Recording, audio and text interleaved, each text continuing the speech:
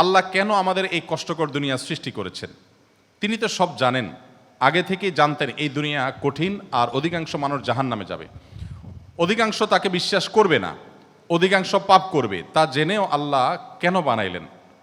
অনেকে চিন্তার স্বাধীনতার কথা বলেন যে আল্লাহ স্বাধীনতা দিয়ে পাঠাইছেন, তাই পাপ করলে দোষ মানুষেরই। কিন্তু আল্লাহ তো এটাও জানতেন যে স্বাধীন হলেও অধিকাংশ মানুষ পাপই করবে। তাহলে কি বলা যায় আল্লাহ জাহান্নামে যাওয়ার জন্যই আমাদের বানাইছেন? এটা কি জুলুম না? ভাই আহমদ মুসা, এই প্রশ্নটি আপনার মতো আরও হয়তো অনেকের। আমরা এই প্রশ্ন উত্তরে অনেক দীর্ঘ আলোচনা করতে পারলে ভালো হতো, কিন্তু আমাদের হাতে সেই সময় নেই। আমি খুব সংক্ষিপ্তভাবে বলার চেষ্টা করি। প্রথমত, আল্লাহ সংক্রান্ত যত প্রশ্ন আছে আমাদের, এই বেশিরভাগ প্রশ্নের গোড়ায় একটা বড় ধরনের গলদ আছে। সে গলদটা হলো, আমরা আল্লাহকে আমাদের মতো ধরে নিয়ে প্রশ্ন করি। অর্থাৎ আমি আপনি সাধারণ মানুষ সৃষ্টি, আমাদের যে সীমাবদ্ধতা আছে, আমাদের যে জায়গাটা আছে, আল্লাহ রাব্বুল আলামিনকে সেই জায়গায় বিবেচনা করে আমরা প্রশ্ন করি। এটা হলো প্রশ্নের গোড়ায় গলদ। যেমন কেউ যখন প্রশ্ন করে যে আচ্ছা আমাদেরকে আল্লাহ সৃষ্টি করেছেন, তাহলে আল্লাহকে কে সৃষ্টি করেছেন? নাউজুবিল্লাহ, এরকম প্রশ্ন অনেকে করেন। এই প্রশ্নটার অন্তঃসার শূন্য এবং গোড়ায় গলদ। কারণ আপনি নিজে সৃষ্টি, আপনি জানেন যে কোনো ক্রিয়া ছাড়া কোনো কর্ম হতে পারে না। সেজন্য আপনি নিজে সৃষ্টি হয়েছেন, আপনার স্রষ্টার সন্ধান করছেন যে আমি সৃষ্টি যেহেতু হয়েছে আমার স্রষ্টা নিশ্চয়ই আছে, ভালো কথা। এখন আল্লাহকেও আপনি আপনার মতো করে ভাবছেন যে তাহলে তারও স্রষ্টা দরকার। তারও যদি স্রষ্টা থাকে তাহলে তিনি স্রষ্টা হলেন কিভাবে? আল্লাহর যদি আবার স্রষ্টা বিবেচনা করা যায়, চিন্তা করা যায়, কল্পনা করা যায়, তাহলে তিনি স্রষ্টা হলেন কোত্থেকে? তাহলে তিনিও তো আমার মতো সৃষ্টি হয়ে গেলেন, যে তারও আরেকজন যদি স্রষ্টা থাকে। আল্লাহর কোনো স্রষ্টা থাকবে না, তিনি নিজেই স্বয়ং সম্পূর্ণ।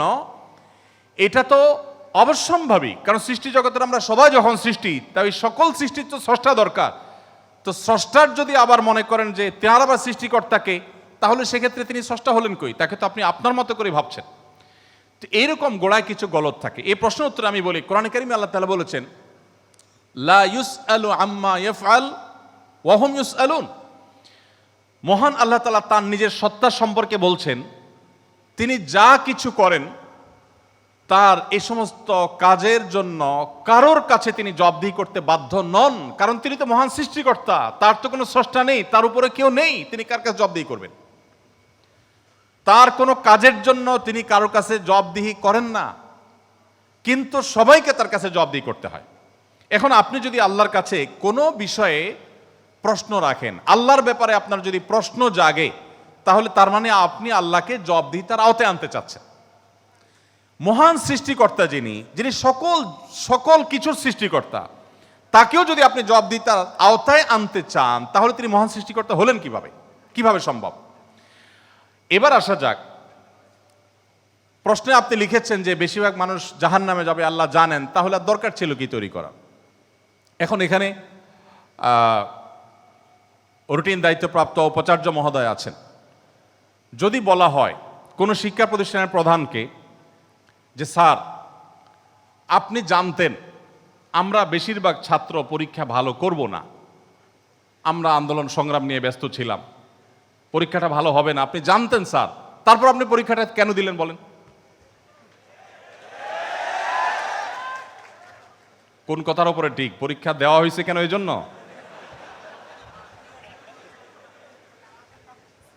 এই প্রশ্নটা যদি করা হয় কোন শিক্ষা প্রতিষ্ঠানের প্রধানকে যে স্যার বেশিরভাগ ছাত্র আমরা ভালো ছাত্র না, ভালো ছাত্র সবসময় কমই থাকে সংখ্যা, এটা আপনি জানেন স্যার, তারপর আপনি পরীক্ষাটা কেন নিলেন? স্যার যদি পাল্টা প্রশ্ন করেন, পরীক্ষা যদি আমি না নিতাম তাহলে তোমরা বলতো স্যার আমরা পরীক্ষা দিয়ে দেখতেন, সবাই পারতাম। এই কথা বলার অপশন থাকতো কি থাকতো না? স্যার আপনি পরীক্ষা দেন নাই কেন? আপনি দিতেন, দেখতেন আমরা কি পরিমাণ যোগ্য, কি পরিমাণ পড়াশোনা আমরা করেছি, আন্দোলন করেছি, তাতে কি হয়েছে? পড়া পিছিয়ে নেই আমরা, সব ক্ষেত্রে আগে আস, এর ফাঁকে ফাঁকে আমরা পড়ালেখা করেছি। তাহলে আল্লাহ রাব্বুল আলামিনকে আপনি একই প্রশ্ন করতে চাচ্ছেন যে আল্লাহ বেশিরভাগ মানুষ তো জাহান্নামে যাবে, আপনি জানেন, তাহলে সৃষ্টি করলেন কেন? এখন মানুষকে যদি আল্লাহ তাআলা এই অনুভূতি শক্তি তার সৃষ্টির আগেও দিতেন, তাহলে মানুষ তো বলতো আল্লাহ ফেরেশতাদের তৈরি করেছেন, জিনদের সৃষ্টি করেছেন, আমাদেরকে কেন সৃষ্টি করে ইচ্ছা শক্তি দিলেন না, তাহলে আমরা একটু দেখাই দিতাম। আপনি এই প্রশ্ন তো আল্লাহকে করতে পারতেন। মূলত এই সমস্ত প্রশ্নের গোড়ায় গলত আছে। দেখুন, আল্লাহ রাব্বুল আলামিন যখন মহান সৃষ্টিকর্তা, আপনি একটি পুতুল তৈরি করেছেন, একটি পুতুল তৈরি করেছেন মাটির, দুটি পুতুল তৈরি করেছেন, একটি পুতুল আপনি রেখেছেন, আরেকটি পুতুল আপনি ভেঙে দিয়েছেন। এখন আমি যদি আপনাকে প্রশ্ন করি, ভাই কাজটি কি ভালো হলো? একটা পুতুল রাখলেন, আরেকটাকে ভেঙে দিলেন, কেন এরকম করলেন? আমার এই প্রশ্ন করাটা আপনাকে যদি আমি জবাব দিই, তার আওতায় আনি যে আপনাকে বলতে হবে এটা ইলজিক্যাল কাজ, কেন করলেন? আপনাকে প্রশ্ন যদি আমি করি, এই প্রশ্ন করার কি অধিকার আসলে আমার থাকার কথা? আপনি পুতুলটা সৃষ্টি করেছেন মাটি থেকে, করে আপনার একটা ভালো লেগেছে রেখেছেন, আর একটা ভালো লাগেনি ভেঙে ফেলেছেন। পৃথিবীর কোনো মানুষ আপনাকে জবাব দিয়ে তার আওতায় আনতে পারে? এই অধিকার আছে কারোর? থাকার কথা না। এটা একান্ত আপনার ব্যাপার। আল্লাহ রাব্বুল আলামিন যখন কিছু মানুষকে জান্নাতে দিবেন, কিছু মানুষকে জাহান্নামে দিবেন, জাহান্নামীদের সংখ্যা অনেক বেশি হবে, এই সংবাদ জানার পর আমার মধ্যে তো এই তাড়া কাজ করার কথা, যদি আমাকে জাহান্নামে যেতে হয় তাহলে আমার পরিণতি কি হবে? তাহলে আমি কিভাবে বাঁচতে পারি, কিভাবে রক্ষা পেতে পারি, কিভাবে আমি আল্লাহর কাছে আর্গুমেন্ট করতে পারি, কিভাবে প্রার্থনা করতে পারি, কিভাবে নিজেকে আমি সে শুদ্ধতার পথে রাখতে পারি? আমার তো সেই প্রচেষ্টা থাকবে। সেটা না করে আমি আল্লাহকে প্রশ্ন করছি, আল্লাহ কেন দিবেন জাহান্নামে, বলেন আগে। ব্যাপারটা কেমন হলো? আসলে আল্লাহ সম্পর্কে ধারণা না থাকার কারণে, বা আমাদের মতো করে আল্লাহকে ভাবনা চিন্তা করার কারণে, কল্পনা করার কারণে এই ধরনের প্রশ্ন আমাদের মনে আসে। যেহেতু আমাদের সামনে জান্নাত অথবা জাহান্নাম দুটি পথের একটি, অতএব একজন ইমানদার, একজন বুদ্ধিমান মানুষ, তিনি তার জান্নাতের পথকে সুগম করার চেষ্টা করবেন, জাহান্নাম থেকে বাঁচার চেষ্টা করবেন। তিনি আল্লাহকে প্রশ্ন ছুড়ে দিবেন না।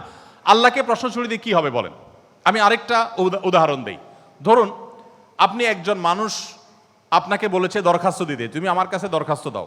আপনি আপনার এলাকার জনপ্রতিনিধির কাছে কোনো একটা কাজ নিয়ে গিয়েছেন, এবং সাথে দরখাস্ত তো নিয়েছেন, সাথে সুপারিশ নিয়ে গেছেন, হাই হ্যালো নিয়ে গেছেন, কাউকে দিয়ে ফোন করিয়েছেন, নানাভাবে আপনি চেষ্টা করে আপনি গিয়েছেন। সেই ভদ্রলোকের অফিসে যাওয়ার পর আপনি অনেক চেষ্টা করেছেন, কাজটা হয়নি। এখন আপনি কিন্তু জানতেন যে আমি দরখাস্ত লেখার নিয়ম আছে সেই হিসাবে লিখেছি, আবার সুপারিশও করেছি, কিন্তু আসলে হবে সেটাই যেটা তিনি চাইবেন, তার এখতিয়ার আছে এটা পাশ করা বা না করা। এখন আপনি যদি যে তাকে বলেন, ভাই নেতা সাহেব, যেহেতু বিষয়টা সম্পূর্ণ আপনার ইচ্ছাধীন, আপনি দিবেন কি দিবেন না সম্পূর্ণ আপনার এখতিয়ার, আইনও সেভাবে, নিয়মও সেভাবে, সিস্টেমও সেটা, এখতিয়ার 100% আপনার অধীনে, আপনি চাইলে দিবেন, না দিলে নাই, তাহলে নাটক কেন করলেন? দরখাস্ত দেওয়ালেন কেন আমাকে দিয়ে? আমাকে কেন আসতে বললেন? আপনি জানেন সিদ্ধান্ত নেতার হাতে, সিদ্ধান্ত জনপ্রতিনিধির হাতে, সিদ্ধান্ত সে ব্যক্তির হাতে। আপনি জানেন তিনি যা ডিসিশন নেবেন সেটাই হবে। এটা জানার পরও আপনি কিন্তু আপনার চেষ্টায় কোনো ত্রুটি করছেন না, এমনকি আপনি পাবেন না সেই সম্ভাবনা জোরালো হওয়া সত্ত্বেও আপনার চেষ্টা কিন্তু আপনি ত্রুটি করেন না।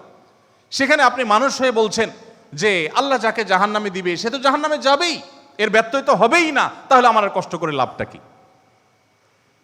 আরেকটি উদাহরণ মনে হয়েছে। এক ভদ্রলোক, তিনি একজন মুসলমানকে, একজন সন্দেহের মধ্যে থাকা মুসলমান, নামকাওয়াস্তে মুসলমান, তিনি একজন সিরিয়াস মুসলমান, প্র্যাকটিসিং মুসলমানকে জিজ্ঞেস করতেছে, ভাই প্রতিদিন নামাজের জন্য আহ্বান করে, ভাই নামাজ পড়তে চলো। তো বেনামাজি মুসলমানটা বলে, না ভাই আমি যাব না।